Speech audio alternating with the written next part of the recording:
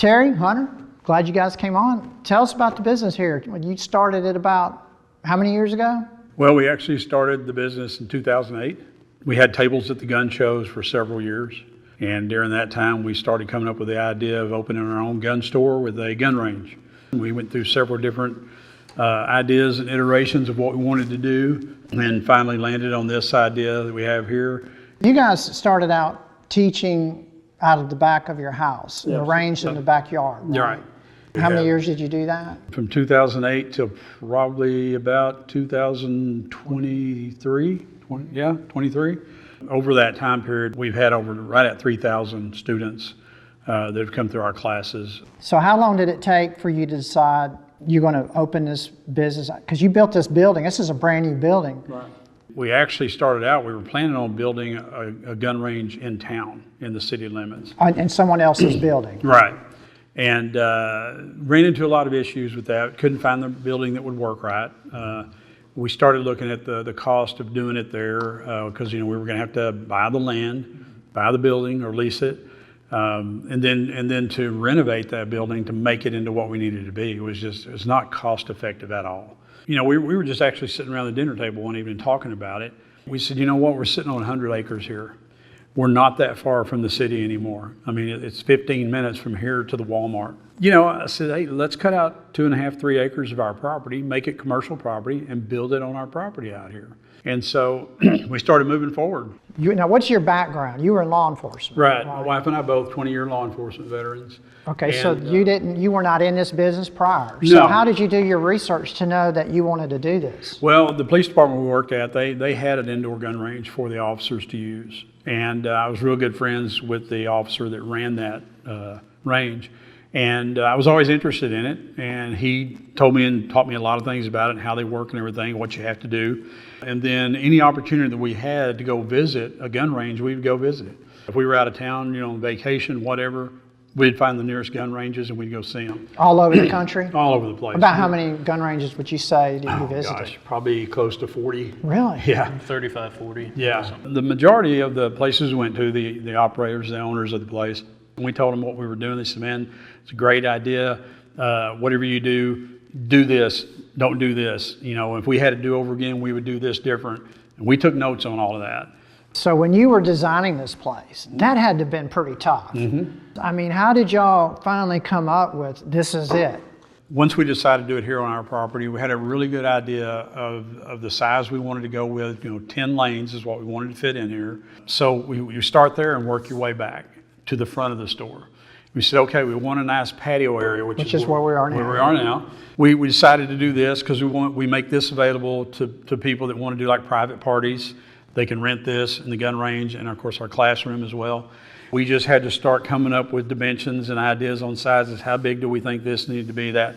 And finally, we came up with something that it just kind of fell into place. So, man, this is what we want this thing to look like. Well, I want to cover also your range here. You're kind of sort of a hybrid. You're not really completely indoor. Right. You're not completely outside. I know it significantly costs more, I believe, to build totally indoor. Yeah. To do an indoor range, you have to have air handling systems to get the lead particles in the air and the smoke out of the building. With an outdoor range, you don't have to do that because it circulates the air out itself. So to build an indoor range for everything that it takes to make that range work, you're somewhere in the neighborhood of $125,000 per lane to do that. An outdoor range, you didn't have that kind of cost. Where you stand to shoot in your stall and everything, the building that you're in, you're basically in a 3-sided building with a roof over it, and the entire building is insulated, and you're shooting to the outdoors. And the outdoor area that you're shooting to is also built like an indoor range in the fact that it has bullet baffles, steel bullet baffles downrange, just like an indoor range does. And then, of course, at the end of the range, we have a steel bullet trap that contains about 2,000 tires that basically grabs all the rounds that end up down there at the end of the range. Indoor ranges, they're loud. They're very loud. Another thing we did with our range is kind of unique. We haven't seen it anyplace else. It was just an idea that I had, is we covered the walls with rubber. a dense rubber mat material, just like you see in workout gyms, for the obvious reason to dampen the noise. And it has worked. It's doing great. People love it. They're like, I'm not feeling the boom like I do in an indoor range or even some outdoor ranges that, maybe don't even have partitions between the shooters. You're catching that boom from the gun next to you. Most outdoor ranges that we've been to, they're mostly, plywood construction. Probably not as safe. Not very safe. Because I know you've got this bulletproof glass and everything too in here. Absolutely. To protect anyone in here. Yeah, and you can sit here and watch people shoot safely. You don't have to worry if somebody turns around and has, a discharge in the wrong direction for whatever reason. You don't have to worry about somebody getting shot. And then the sides of your range, you just built up, you pulled dirt out of one part of your property and just built it up. How high is it? It's 12 foot. 12 feet high? Yeah, but our baffles, the steel baffles, are at 7 foot. Nothing could get past those, and if it did, now it's going to hit dirt. Right. Okay? So you guys do your range, you've got memberships, you have classes, you sell guns, ammo. Of course, you have to be registered with the ATF. I guess that's the only legal body. That's the only regulatory agency we have to deal with. And then as far as the classes, that's your area, right? Yes. Hunter, talk about, could you just describe a little bit about the kinds of classes that you guys have? Absolutely. We offer 2 main courses currently, the Texas DPS licensed carry course and our own blend of a basic handgun course and that licensed carry course on the same day. So the basic course is our most popular because we get a bunch of new time gun owners. And these are people that just don't have any experience shooting a gun at all, like don't even know how to chamber it? Exactly. Okay, so you take very beginner. Yes. Well, that's pretty cool. So we have about 1, and this is kind of a sensitive subject, of course, but roughly 1 out of every 10 people in our courses has been a victim of some sort of domestic violence. So as a result of getting to learn these people's stories and them confiding in us, we've learned how to help those people through that as well. Of course, our goal is to train someone to where they can keep that from happening altogether. We're also going to start offering a couple other new courses too. I'm working on the curriculum for one right now. It's going to be a concealed carry and handgun maintenance course that's all combined into one. I don't like having to tell people, come spend your money 4 separate times. Let's get as much done in one day as possible. Is the concealed carry and to maintain as far as to clean their gun? Yes. We have people that come out with guns that just don't function. They inherited an old relic of a gun basically, and they got all that powder in there. Yeah, they learned the hard way. Well, they learned before the hard way that the gun they have isn't the right gun for them. So we have several rental options, and sometimes during a course we highly suggest people, hey, you want to try a couple different guns, rent out a couple, try them during the course.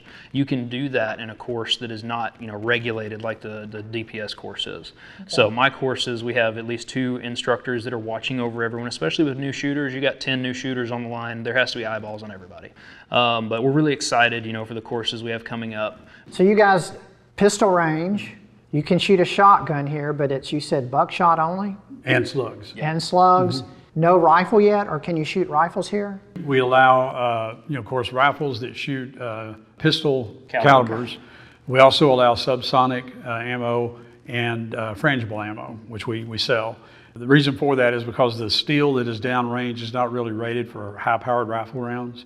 And so the subsonic and the frangible rounds don't damage the steel. We are working on plans right now with our builder to be adding a rifle range, hopefully this year. You're just going to add it to the side, just extend it over on the west side of our property here. We're going to be adding it next to this range, and it's going to be a 100-yard, 10-lane rifle range. So you can sight in your rifles, come out here and do that.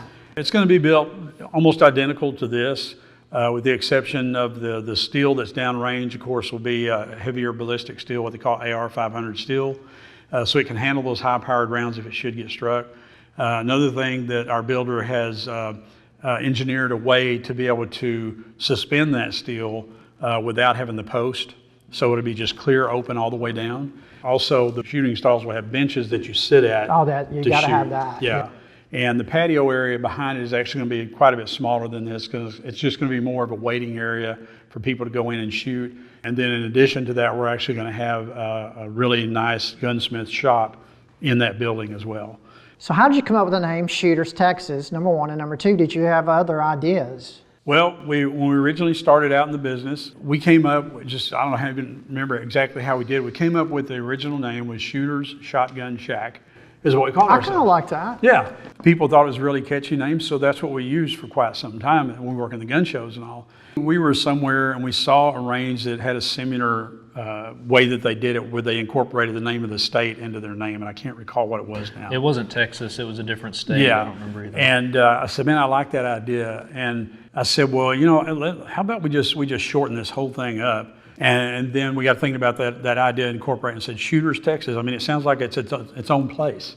Well, I love a lot of the little touches you have, like the big shotgun shells in front of the doors and the shotguns on the handles. Our mailbox is a shotgun shell too. Yeah. Oh, yeah. And I mean, it's so cool. Another idea that we were playing with that we think would be a lot of fun is to have movie night at the range. On the east side of our range here, which actually holds back the dirt berm on our gun range out there, there's a large concrete wall. When we did that, I said, we've got to figure out something to do with that wall. We were looking at maybe doing a mural on it or something like that, but we've decided what we're going to do is we're going to get a big white canvas put on it, and we're going to have movies out here in the yard when the weather's nice, and do some of the old movies, like, you know, some of the Dirty Harry movies, stuff like that, or related to gun stuff movies, which we think would be really cool and something different for people to come out to.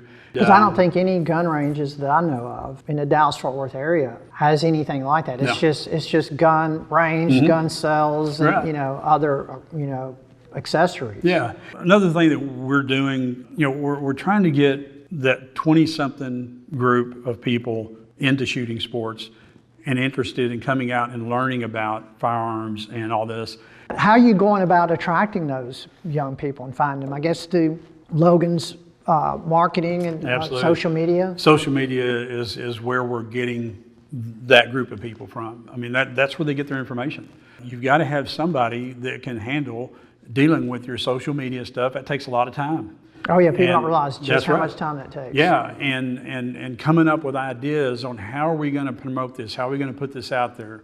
You know, what do we need to do for Valentine's Day? What do we need to do for Veterans Day? And that's what Logan does for us, so he handles that. You know, we'll toss him an idea, he'll work with it and come up with something. We're like, man, we didn't even think about that. That's great. Tell us about your marketing strategy. What are things you do to get out there and get seen?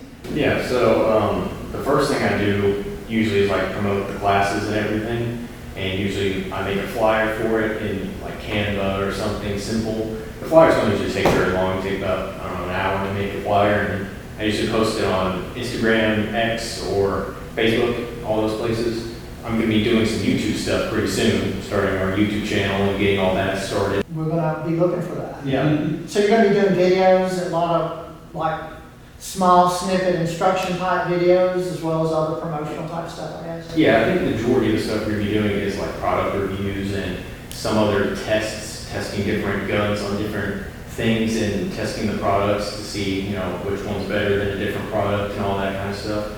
I've been working on YouTube stuff for almost 7 years now on my own channel. So you're not new? No, I've been doing YouTube for a good while. I've learned a lot of different things of what to do and what not to do when it comes to publishing and editing and just piecing the whole thing together to the final piece.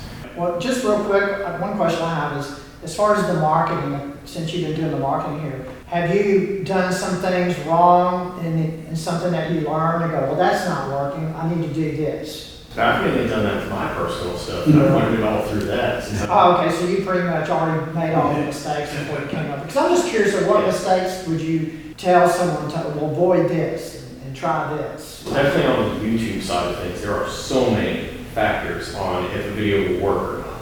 Being, you know, having a certain amount of cuts in the video, cutting out dead space, and adding zoom-ins, adding music in the background. Gotta have good sound. Yeah, especially. Okay. So whenever you start this YouTube, I guess, are you gonna have one of you guys going to be the front person of it, or is it just gonna be all of you? Probably going to be Hunter most of the time, Maybe the but front person on that. but we're all going to get into it in some form or fashion, but mainly it's going to be him. And he's going to be doing, like Logan said, you know, reviewing different guns, different types of ammo in these guns, other products that we may sell. Just to give people an idea of, hey, you know, this is what we think about this product. We have it in our store, come out and see it, whatever. So you're closed only Tuesday and Wednesdays? Right. Yeah, the other days, Thursday through Monday, we're open 10 a.m. to 6 p.m. And we're in Terrell, Texas, which is approximately an hour away from Dallas, at least Yeah, from my house. we're 40 miles east of Dallas. Right. from It's a town. beautiful place. I mean, it's very, very welcoming, great vibe, and I Thank think you guys have put together something really, really cool. So I appreciate you taking time out to come on. Man, I appreciate it a lot. So Absolutely.